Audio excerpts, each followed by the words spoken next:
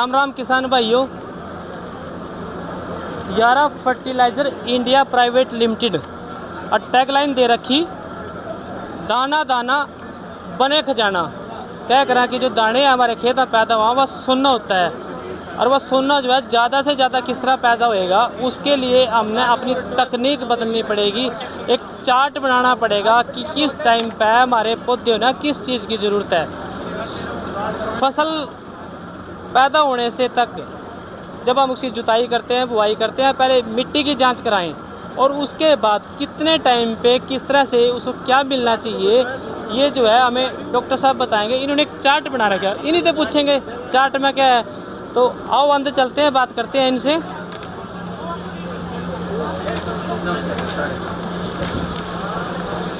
भाई साहब नमस्कार। नमस्कार जी। आपका टैगलाइन देखा, दाना दाना बने खजाना। जी बिल्कुल ठीक लिख रखा जी। और ये दाना दाना बढ़ेगा किस तरह? जैसे मेरा नाम लवप्रीत सिंह है, मैं यारा फर्टिलाइज़र में as a area manager Hisar बैठता हूँ।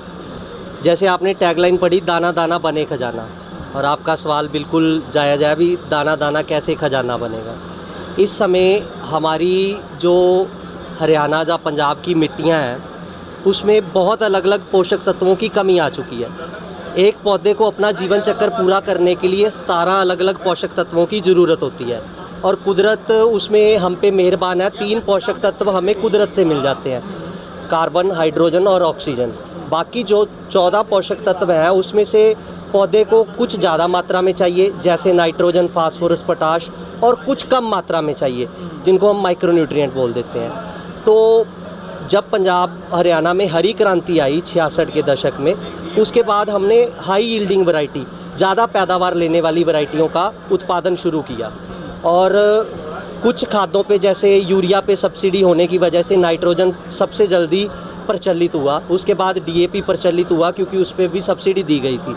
जिन खुराकी तत्वों पे सब्सिडी सरकार ने नहीं दी, वो कम प्रचलित हुए। और धीरे धीरे, क्योंकि पौधा तो 17 पोषक तत्व पूरे ले रहा है ज़मीन से, धीरे धीरे उन पोषक तत्वों की कमी आनी शुरू हो गई, और उन पोषक तत्वों की कमी की वजह से झाड़ पे असर आना शुरू हो गया।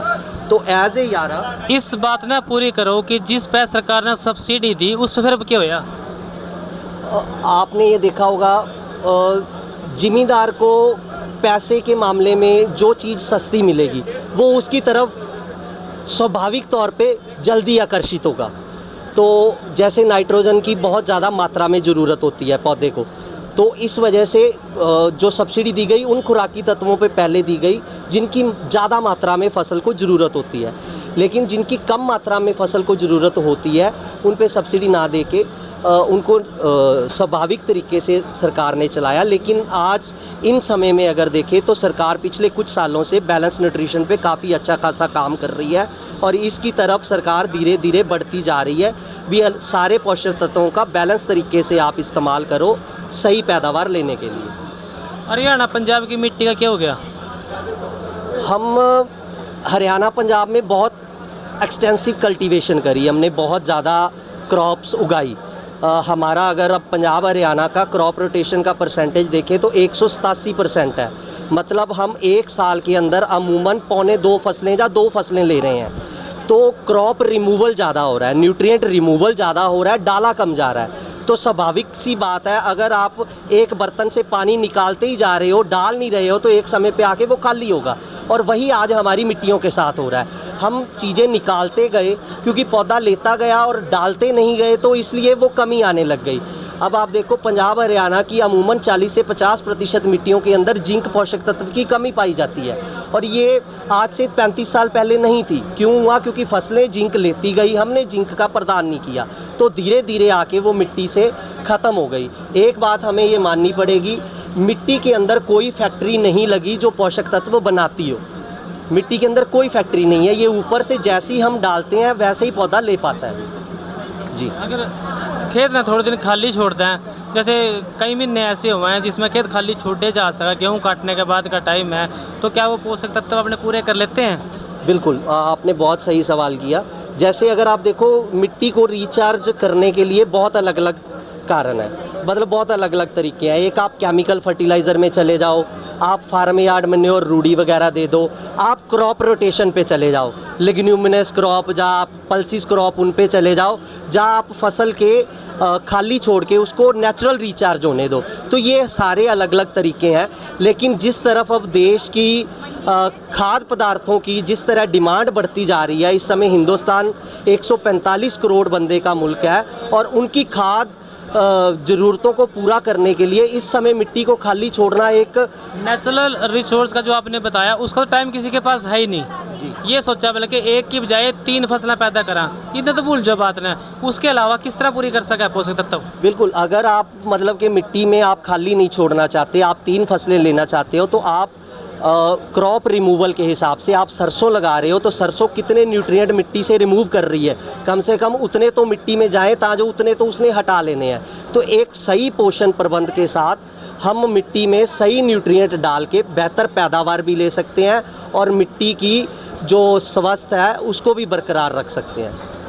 एक ही चार्ट आपने बना रखा है बुआई का, क्या है इसमें, किस तरह से आपने देखा हो, ये फार्मर के लिए प्रैक्टिसेस है, किस समय में कौन सी चीज़ हमें इस्तेमाल करनी चाहिए। अगर आप देख रहे होंगे तो ये यारा कंपनी की तरफ से सिर्फ न्यूट्रिशन का चार्ट है, खुराकी प्रबंध का भी, आपकी फसल को बेहतर पैदावार लेने के लिए कौन कौन सी खुराक किस समय पे कितनी मात्रा में ज़रूरत है।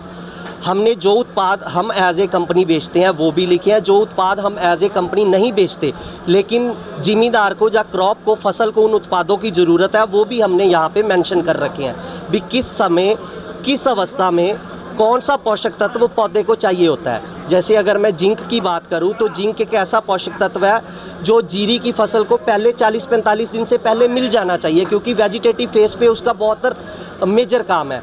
एक सही उत्पाद का सही समय पे जाना भी जिमीदार के लिए बहुत ज़्यादा ज़रूरी है। इस समय जिमीदार खर्चा कर रहा है, सही उत्पाद पे सही समय पे खर्चा करना बहुत ज़्यादा ज़रूरी है। अदरवाइज़ वही जिंक को आप जाके 90 दिन पे डालोगे तो वो शायद 500 की चीज़ आपकी डाली उतना काम नहीं करेगी। अगर उसको 35 दिन पे डालोगे तो वही 500 की चीज़ अच्छा काम करेगी। टाइम की बड़ी इंपॉर्टेंस है, चीज़ टाइम पे मिलनी चाहिए, है ना। पैसा खर्चने का तभी फ़ायदा है जब आप उसे टाइम पे दोगे, बाद में कोई फ़ायदा नहीं है। जी बिल्कुल, सही समय पे सही प्रोडक्ट सही डोज में और सही सोर्स का प्रोडक्ट अगर जिम्मेदार इस्तेमाल करता है तो आवश्यक ही पौधा उसको एक बेहतरीन झाड़ के रूप में कन्वर्ट करता है, क्योंकि पौधे को नहीं पता भी कौन सी चीज़ है, पौधे ने सिर्फ न्यूट्रिएंट लेना है, उसको नहीं पता भी किस पैकेट में आया है या किस कंपनी का माल। मिट्टी में रसायन ज़्यादा बढ़ गए। आपकी जो कंपनी है किस तरह के प्रोडक्ट बना रही है? यारा कंपनी के जितने प्रोडक्ट हैं, आप ये लिक्विड के जो प्रोडक्ट देख रहे हो, ये सारे फार्मास्यूटिकल ग्रेड की जिंक से बने हैं। फार्मास्यूटिकल मायने जिस ग्रेड की गोलियां इंसान खाते हैं उसी ग्रेड की जिंक का रॉ मटेरियल यूज़ करके ये प्रोडक्ट बनाए गए हैं। और ये विश्व की केमिकल फर्टिलाइज़र बनाने की पहली कंपनी है। 1905 ईस्वी में हमने पहला केमिकल फर्टिलाइज़र कैल्शियम नाइट्रेट विश्व के अंदर इजाद किया था और आज पूरी दुनिया में 165 देशों में खेती होती है और उन 165 देशों में हम बड़े प्राउड से कह सकते हैं भी यारा 162 देशों में सीधे या सीधे तौर पे काम करती है और किसानों को सिर्फ पोषण प्रबंध में, क्योंकि हमारा मानना है भी अगर सेहत तंदुरुस्त है तो उस पर कीट भी कम आएंगे और बीमारी भी कम आएगी। तो किसान मित्रों, इनका ये मानना है, ये कहना है कि जिस तरह से फसल पैदा करने के दौरान फसल खेत में से बहुत सारे पोषक तत्व वो खा लेती है अपने पैदा करने के होने के लिए, लेकिन वो पूरे होते नहीं। उनको पूरा करने के लिए या तो हमें अपने खेत को खाली छोड़ देना चाहिए, खाली छोड़ने का टाइम है नहीं, क्योंकि आजकल तो माने डॉक्टर भी बताओ है कि आमदनी बढ़ानी है तो 2 फसलें 3 फसलें लगातार फसलें करते रहो। तो उसके लिए कुछ ऐसे प्रोडक्ट अपनाओ जो है रासायनिक भी ना हो, ऑर्गेनिक हो, कुर्डी के खाद का प्रयोग करो, या जो तो कंपनियां, बहुत सारी कंपनियां जो प्रोडक्ट बना रही हैं उनका प्रयोग करो। और कोई बात आपको लगती है जो आप कहना चाहते हो? मैं आपके माध्यम से किसान भाइयों को एक बेनती ज़रूर करनी चाहूँगा भी, किसान भाई अपनी मिट्टी की जांच ज़रूर करवाएं। हम साल दर साल मिट्टी में बहुत से केमिकल डालते जा रहे हैं। आज अगर हम एज ए इंसानी तौर पे 2 दिन बीमार हो जाएं तो हम तीसरे दिन अपने खून की जांच कराते हैं भी क्या दिक्कत है, क्या प्रॉब्लम आ गई है। लेकिन इन मिट्टियों से हम पिता पुश्ती कब से खेती करते आ रहे हैं, कभी इनकी जाँच नहीं कराई। तो मिट्टी की जाँच ज़रूर कराएँ किसान वीर, इससे आप आपको ये पता चलेगा आपकी भूमि में किस चीज़ की ज़रूरत है, कितनी ज़रूरत है और किस मात्रा में इस्तेमाल करनी है। अभी जो खेती जो पहले चलती थी भी आंड गवांड में देख के या इधर देख के खेती चलती थी, आजकल सूझवान बंदे की खेती बची है। किसान को समझदारी से खेती, जो किसान समझदारी से खेती कर रहा है वो आज भी भरपूर पैदावार ले रहा है और अच्छी पैदावार ले रहा है। धन्यवाद।